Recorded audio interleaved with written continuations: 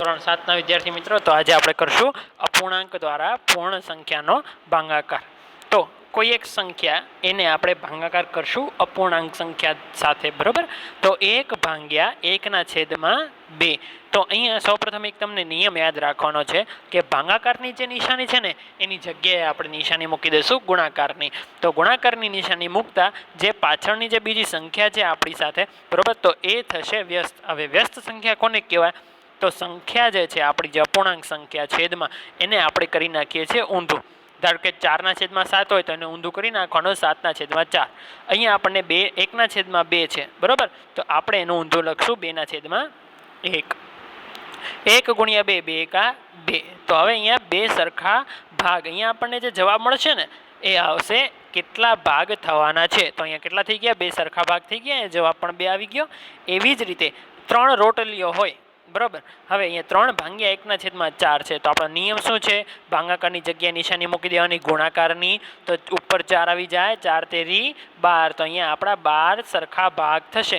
3 રોટલીઓમાં 4 સરખા ભાગ કરવાનું કીધું છે, બરાબર। તો અહીંયા તમે ગણતરી કરી શકો છો, 1 2 3 4 5 6 7 8 9 10 11 અને 12 જવાબ આવી ગયો। તો આપણે શું કરવાનું? સંખ્યાને વ્યસ્ત કરી નાખવાનું, એટલે કે ઊંધી કરી નાખવાની સંખ્યાને, જે અહીંયા આપણને દેખાડ્યું છે અપૂર્ણાંકનો વ્યસ્ત। હવે અપૂર્ણાંકના વ્યસ્તના ગુણાકારનો જવાબ 1 આવે છે હંમેશા। અહીંયા જુઓ, 5/4 ગુણ્યા 4/5, બરાબર। 5/4 એની વ્યસ્ત સંખ્યા ઊંધી લખો, 4/5। હવે ઉડાડો છેદ, 4 4 ઉડી જાય, 5 5 ઉડી જાય, એટલે જવાબ આવે 1। તો જે બે શૂન્યાંતર સંખ્યાઓનો ગુણાકાર 1 મળે ને તે બે સંખ્યાઓ એકબીજાને વ્યસ્ત હોય છે એમ કહેવાય છે, બરાબર। ઓકે, હવે આપણે આગળ જોશું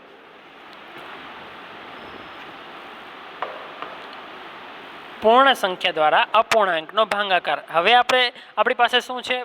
પૂર્ણ સંખ્યા દ્વારા, બરાબર। એટલે કોઈ એક પૂર્ણ સંખ્યા છે એનો આપણે અપૂર્ણાંક સંખ્યાને એની સાથે ભાગાકાર કરશું। તો નિયમ એ જ છે, નિયમ બદલાશે નહીં, બરાબર। 3/4 ભાગ્યા 3। તો ભાગાકાર જે છે એની જગ્યાએ નિશાની આવી જશે ગુણાકારની અને સંખ્યા થશે 1/3। તો અહીંયા આપણે ગણતરી જોઈ શકીએ છીએ, 3 એકા 3, 4 તેરી 12। અથવા તમને જેવું લાગે કે સાહેબ અમે છેદ ઉડાડી દઈએ, 3 નીચે 3 ઉપર, તો ઉડાડી શકો છો, કારણ કે વચ્ચે અહીંયા ગુણાકારની નિશાની છે તો જ। સરવાળો અથવા બાદબાકીની નિશાની હોય તો છેદ આપણે અહીંયા ઉડાડી શકતા નથી, એની ગણતરી થશે, બરાબર। અહીંયા તો ગુણાકાર છે એટલે વાંધો નહીં આવે, 3 આપણે ઉડાડી શકીએ અને 1/4 જવાબ આવી શકે છે, બરાબર। ઓકે, અપૂર્ણાંક દ્વારા અન્ય અપૂર્ણાંકનો ભાગાકાર નિયમ એ જ છે મિત્રો, એની કંઈ ચેન્જીસ અહીંયા કરવાની નથી, બરાબર। 1/3 ભાગ્યા 5/6। તો ભાગાકારની જગ્યાએ નિશાની આવી જાય ગુણાકારની, 5/6 જે હતું એ 6/5 આવી જશે, બરાબર। તો અહીંયા જવાબ આવશે કે 3 એકા 3, 3 દુ 6, તો 2/5, બરાબર। ઓકે, એવી રીતે હવે આપણે આગળ ગણતરી કરીએ। ઉદાહરણ 7 આવશે, બરાબર। ઓકે, સમબાજુ ત્રિકોણની બાજુઓની લંબાઈ 3.5 છે, તો તેની પરિમિતિ શોધવાની છે। આ મિત્રો ખાસ અંડરલાઈન કરજો, યાદ રાખજો, પરિમિતિ જ્યારે કે કોઈ પણ આકૃતિની પરિમિતિ કે તો તેની બધી જ બાજુઓની લંબાઈ એની કિંમતોનો આપણે સરવાળો કરીએ છીએ। અત્યારે અહીંયા ત્રિકોણ છે, ત્રિકોણની કેટલી બાજુ હોય છે? તો કે 3, તો 3.5 આપણે એની સાથે 3 વખત 3.5 લખીને સરવાળો પણ કરી શકીએ છીએ, અથવા તો પરિમિતિ છે કે તો એટલી જ બાજુઓ જે છે એની બાજુ ગણી નાખવાની અને એ કિંમત સાથે શું કરવાનું?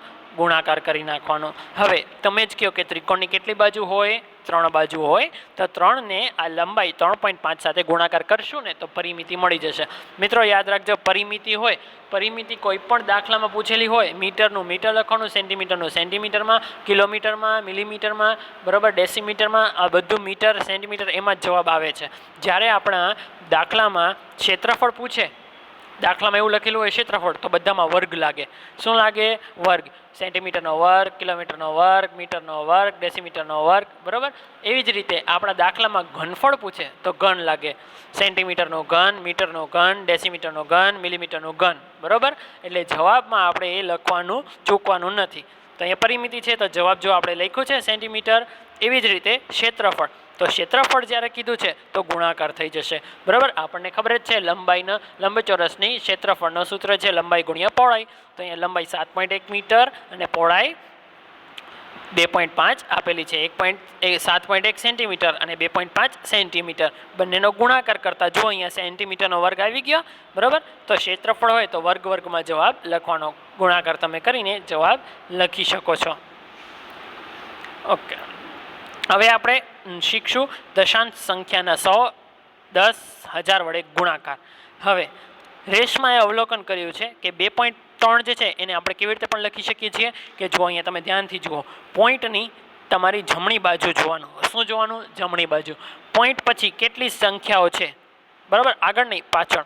તો અહીંયા પોઈન્ટ કાઢી નાખવાનું. 2.3માં આપણે પોઈન્ટ કાઢી નાખવાનું, તો લખવાનું શું? 23. હવે નીચે છેદમાં પોઈન્ટ પછી 3 એટલે એક જ સંખ્યા છે, તો નીચે 10 આવી જાય. જ્યારે 2.35માં 35 નહીં કહેવાના, 2.35 કહેવાનું, બરાબર, કારણ કે પોઈન્ટ પછીની સંખ્યાઓ એવી રીતે બોલવામાં આવે છે. 2.35 પોઈન્ટ કાઢી નાખીએ તો નીચે કેટલી સંખ્યા આવશે? તો કે 100. શું કામ? કારણ કે પોઈન્ટ પછી કેટલી સંખ્યાઓ છે? 3 અને 5 એવી બે સંખ્યાઓ છે. ઓકે, હવે એની સાથે આપણે ગુણાકારની વાત કરીએ તો પોઈન્ટ નીકળી જાય છે, બરાબર.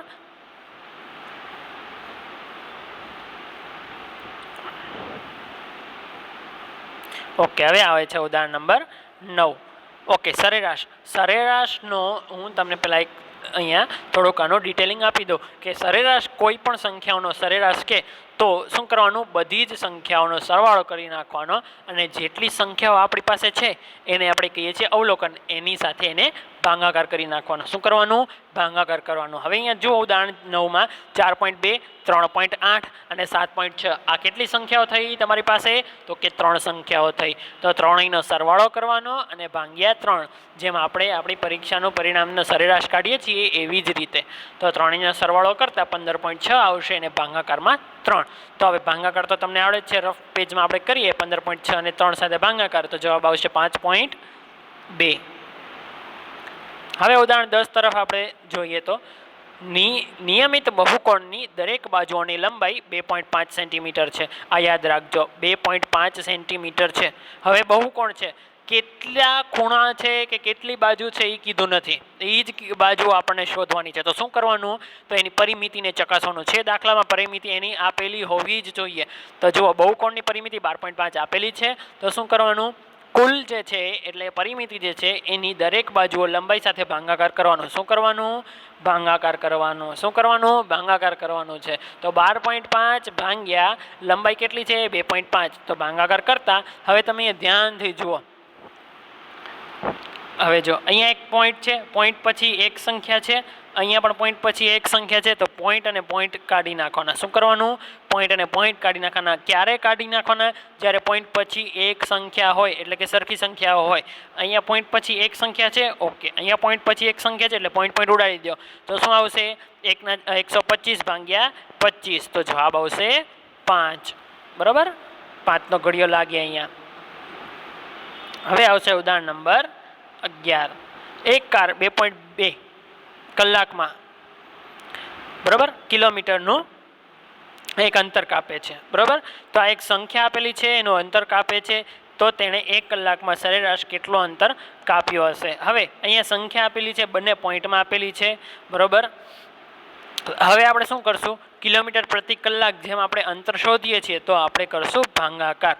ઓકે, ભાગાકારમાં આપણે સંખ્યા લખશું તો ઉપરની જે સંખ્યા છે એનું બરાબર, અહીંયા 9 દેખાય છે ને, 9 એની પાછળ પોઈન્ટ દેખાય છે, બરાબર. તો પોઈન્ટ પાછળ હજી એક સંખ્યા છે, બરાબર. તો પોઈન્ટ પાછળ એક સંખ્યા અને અહીંયા 2.2, તો નીચે પણ પોઈન્ટ પાછળ એક સંખ્યા છે, બરાબર. તો બંનેની આપણે અહીંયા પોઈન્ટ જે છે એ કાઢી નાખવાની છે.